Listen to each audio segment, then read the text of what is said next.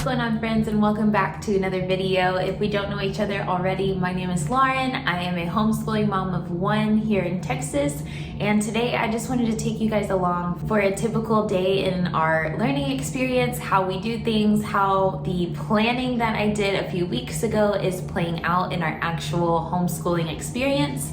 I'm going to be sharing all of the things I have set out already over here, how we've been using those, and then show you a few of the pieces that we have added in. It's important to me to share the realistic flow of our homeschooling life and how things actually play out, because I know that seeing a picture perfect portrayal of things on YouTube and just all over the place, it can be a little intimidating. So I do want to share with you what homeschooling actually looks like for us. It is already, I think, like 4:30ish in the afternoon, and we are just now about to get started just because that's how we wanted to do things today. I've shared before that mornings are very slow at our house. That's how we like to do things, waking up slowly and spending some time like playing and doing all those other things first works best for us. We have lunch, and then in the afternoon we do our homeschooling stuff. By then we're nice and thought out, we've done everything that we've wanted to do, and then we do the things that we need to do for homeschooling, and that's just what works best for us. So if that's kind of up your alley, don't feel intimidated to fit in homeschooling, and even if it's broken up throughout the day, don't feel intimidated to do that if that's what really works for you. One of the perks of homeschooling is being able to create your own flow and routine and schedule, so take advantage of that. And if something isn't working the way that you have it, switch it up so that it serves you and your kids best. So I hope that you will enjoy this video. If this is your jam, be sure to give me a thumbs up so I know that you like these and that they're helpful to you. Leave a comment if you have any questions, or if you have any questions about your experience in your homeschooling, and let's get started. Over on our table, I've already set out our Spanish workbook, our activities for our predictions for language arts, our social studies calendar that we've been working on, and then our activity for science that we'll be doing today, number chart, and the word manipulation / number sense. I still need to wipe this off from yesterday. Our math activity for number sense. So I've already laid everything out, as well as our little additional notebook we'll be working with today. And then I have a few things to pull up on my computer. But getting everything laid out is one way that just helps us to keep the flow of things. And I found that if I'm already organized, it's less for me to try to like go and find everything. As we're already in the groove, we can just move from one thing to another, keep it moving, get everything done that we need to get done, and then we're finished for the day. So it is Friday, so there are a few things that we're going to be doing a little bit differently today, including marking off our first week of learning on our little chart. If you missed that, I'll show you in just a second. And then we're also going to be doing our Bible verse for the week. So I want to introduce it on Friday so that that's one thing we can talk about and like discuss over the weekend, and leave our school stuff a little bit separate but still refer back to. And it makes it just an extra little fun thing for Fridays, because I think it's important to do that, celebrate that you've accomplished another week, and just keep it moving from there. So on our bulletin board over here, we have both of those things. So here is our verse that we're going to be doing, and I'll show you guys where I got these little cards on Amazon. I'll insert a little screenshot probably so you can go grab them if you're interested. And this is our little scratch off chart. I got these scratch off stickers from Amazon as well, and then I just labeled them week by week. I don't know what got on that, but Anyway, so today my son will be scratching off week 1 to show that we've already completed week 1, and we'll just keep that up there. And then we're also going to be making a word wall for all of our Spanish words that we've been working on. So that is also something that we need to accomplish today. I'm not like too set in stone on how I want to do that just yet, because there's gonna end up being like over 50 something words. So I still need to like solidify that. I told my son that we'll get to that today, but if we don't, I'm not going to beat myself up about it, and like I said, I want to show you guys the realistic pieces, especially because we don't follow a curriculum. A lot of those little tidbits have to be left up to my imagination or what just works better for us. So I'm gonna go ahead and figure that out before we get started, but everything else is already out, so it's not a big deal. And then I will show you how everything goes. Okay, it only took me a few minutes to find one on Teachers Pay Teachers. This one is from It's Monique's World, and I'll leave a link to it in the description. But let me show you, it is editable. So you open it, and then there's some that are like pre-filled, and she has like the different letters and stuff, but there's a box for each letter. And then there's also one that you're able to type in. So since we're doing Spanish words, I'm probably gonna type in the word and also add like a little picture. This will help jog our memory, but this is something I can keep up. And we both work on this desk together, so having my computer just pulled up in the corner has been really effective and helpful, because whatever I need to just quickly jump on YouTube to show a video for, or pull up a resource that I have and like don't want to print or don't need to print, I can just quickly do that, and it takes just a few seconds. So I'm gonna keep this up. We're gonna add to our word wall of what we've learned so far this week, and I'll show you what that looks like as we go. You want to do word manipulation first? Yeah. Okay. Today let's start a little bit harder. So let's do consonant blends. So let's start with the word bland. Oh, I hear one of our sight words in there. Bland. Bland. Like, Bland there's no flavor in this. It tastes bland. I've never heard. Well, it's a word, and now you've learned something new today. B? Yep. Boo. L. Yes. That's our blend. Oh, that's very close to the same word. Blend and bland. Is that a lowercase or an uppercase L? Uppercase. Oh, let's make it a lowercase. Especially since it's in the middle of a word. Do we need an uppercase in the middle of the word? No. Nope. When do I use an uppercase? When it's at the beginning of a sentence, or if it's a specific person, place, or thing. Okay, so what letter? And you already said what letter? A. Let's do what's bland without the bull. And what's bland without the d? And. Bland. Yep. Okay. How do I change bland to blend? So we have bland to blend. Okay. Or what would the word be if we didn't have b? Blend? Oh. Lend? Lend. What's lend? Lend, like lend me a hand. Lend me a pencil. I forgot it. I forgot mine. Okay, for word manipulation today, I talked with you guys about changing the words and seeing the progression as we go. So we changed hop to top to shop to nop. And even though that's a made up word, it's still good to practice with because we can break down the sounds. And then we talked about changing nop to nope by adding a silent E. So I did add this little cheat square over here, a rectangle with different sounds in there. So this has been great to refer back to. We had the silent E, and we also had SH with the shoe reminder. So if you're looking for something to kind of help with that, that would be great to just whip up. And if you remember from my planning video, I made this on Canva, short and sweet and free. 7. Good job. 5 plus Plus 2 equals 7. We're gonna do math and then science and social studies, and then we'll do our story, okay? All right, so today, well, since you're a lefty, we'll leave it like that. Today we're gonna do number 81. Show me 81 on our number chart. Let me find it. Okay. Where is it? Right there. Okay, so in the tens place, what It's number? an 81. Okay, so for word form, I'm gonna work this out today. 8 is kind of funky, right?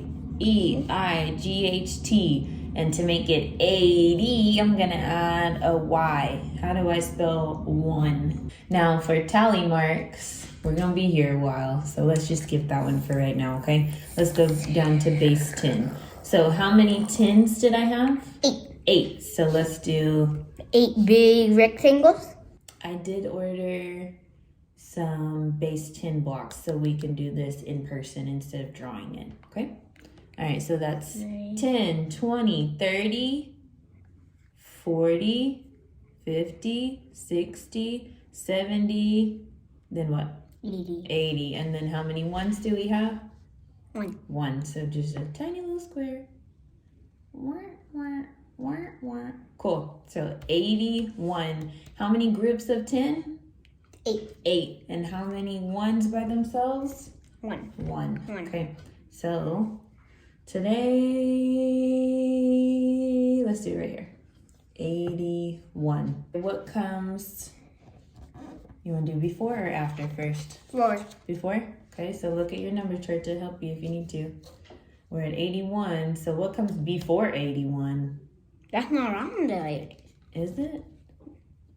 No, 80 isn't on the 8. Oh, there it is. Well, right, because that completes this group of 10, so it's on the line above. So 80 comes before, down here, 81.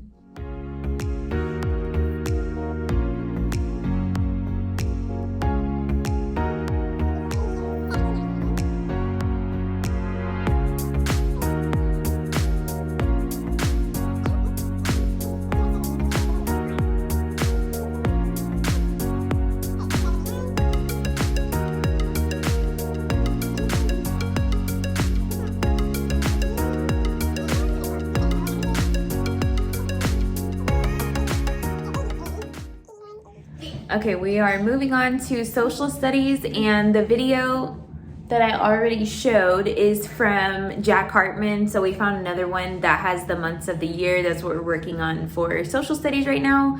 The song that we found yesterday was like super boring and not very catchy in the terms of it will help us to remember the months. So we're gonna try this one and see how that goes, and then I'll show you guys our activity for our interactive journal.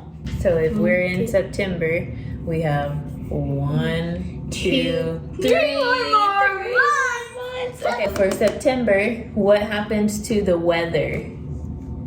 Warm. It's warm, but it's starting to turn into Cold. So what season is that? Fall. Fall, very good. So Leaves. Leaves. What? Okay, so what color leaves? Didn't have to be perfect. We're not looking for perfect. Little chocolate bars. It's surgery time, Crayola Kyle. Stay with us, Crayola Kyle. Don't go to the light. The crayon light. We're going to be talking about how different molecules come together to form a liquid, a solid, or a gas. Very good. So yesterday on our sort, you were asking me why we have all these pepperoni pizzas.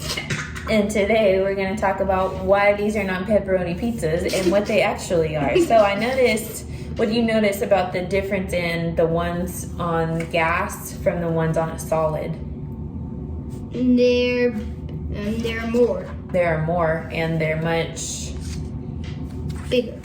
Are they bigger? No, they come together. Oh, so they're like closer. They're all smudged in there. So why do you think that might be, considering what we know about a solid and about a gas? Because a gas, it forms all of them apart. Okay. Because it's not something you can get, and they're all cramped in there. Okay, so very good. That's making a prediction of what you think is going to be part of our learning today. So let's get started. Earlier this week, we read Owen by Kevin Henkes. So we are going back and not even going back. We're going to finish the end of this story and work on our predictions. So on YouTube, you can find lots of different read alouds. This one is by Grandma Annie, I think it is. And so they're are some animated pictures. It's a little more interactive, or I guess entertaining, than just reading the story might be. Or if you are trying to multitask with multiple kids, this would be a good option to have your child reading and listening to a story, or if they want to go back and listen to it, that's also a good option when you're working with YouTube and looking at videos of stories on there. So our activity today is to finish our predictions. So yesterday we read like half the story, filled in our predictions, and then I'm working with my son talking about like the writing conventions as we're doing this together, kind of how you've seen us do our other activities. So we're gonna jump into that and finish, and then I will catch back up with you after we do this and after we do our Spanish to tell you everything I need to get out for the rest of today. Uppercase. Uppercase, okay? So he, finger space.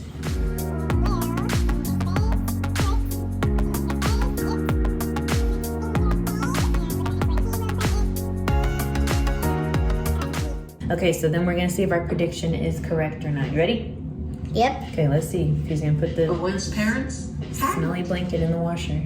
Why do you think he did that? So the smell would go away. So the smell would go away. So was our prediction correct? No. No. Okay. So there's a problem here that he's sad that he can't what? Bring Fuzzy Where? to school. To school. So she has an idea to solve that problem. So what do you think her idea might be? She's gonna put it in his lunchbox. Okay.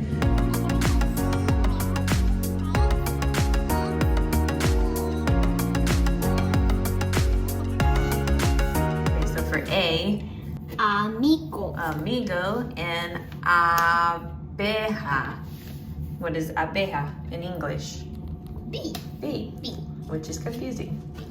Okay, so for A, amigo and abeja. See how we're putting these under A? Okay. Bicicleta. And what?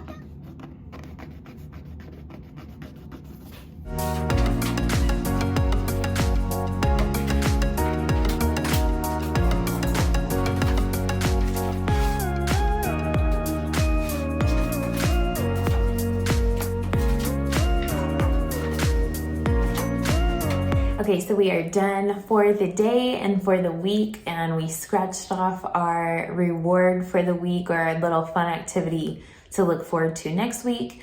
And I purposely planned for a special outing. We are gonna probably go to this park that we've been noticing that's like probably about 15 minutes away. We're gonna go there, and then I'm hoping that the weather will be nice enough that we can have like a little picnic and make a day out of it. That's something that we really enjoyed doing like toward the end of our homeschooling year last year / getting into the summer. So I'm wanting to just continue that and to eventually be able to go out and about, like to the aquarium or to the zoo. My air just came on, so sorry if it gets a little louder in the background.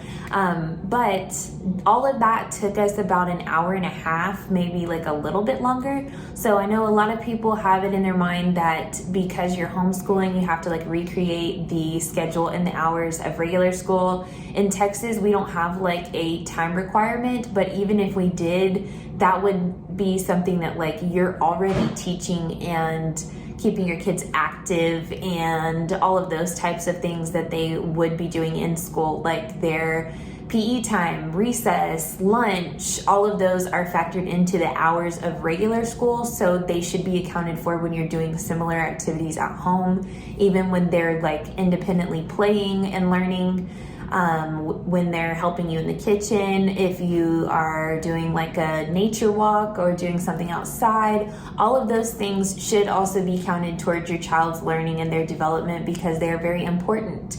And that's also teaching them and building their skills in different areas, not just in reading and writing and math. So keep that in mind. Don't be so hard on yourself. And it should also be enjoyable and fun for you, because this is a lifestyle and an experience for you and your kids. And I try to keep myself conscious of that and remember to have fun and enjoy it and not be such a stickler about things. And we learn through exposure and practice, and all of those things will come along. Consistency is one thing that is very important to the learning puzzle. So as long as you're staying consistent and you are doing what's best for your kids, they will catch on, they will get it, and they will enjoy learning right alongside with you. So mix it up every now and then, do a little fun brain break or dance with them that goes along with their learning.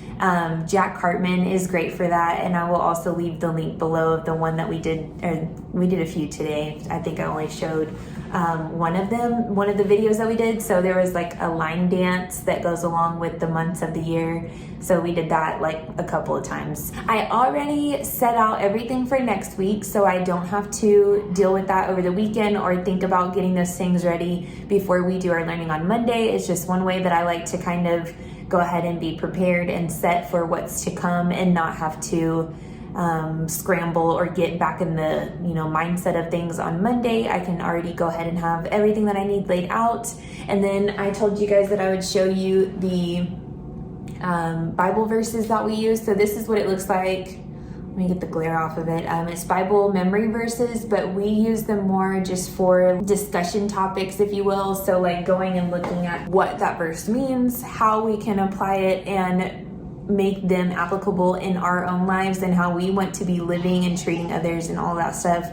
So I try to make it more of like a lesson, not just something that we're memorizing and then, he'll forget it by next month or something like that. So that's just how we do things around here, and that is something that we kind of introduced at the end of the year last year that I do want to keep incorporating this year. So we may change what we're doing. I may eventually have him practice like writing the verses and incorporate it a different way into our regular learning pieces. But for now, that's how it goes. I will go ahead and end the video here. Like I said, if you have any questions or if you need help finding like a resource for something, definitely leave your question in the comments. Or if you liked something, disliked something, let me know and we can have a conversation about it. You're not gonna hurt my feelings. Thank you so much for watching. I appreciate you so much for being here and for following along. If you enjoyed this, be sure to give it a thumbs up, and if you haven't already, subscribe so you don't miss another video,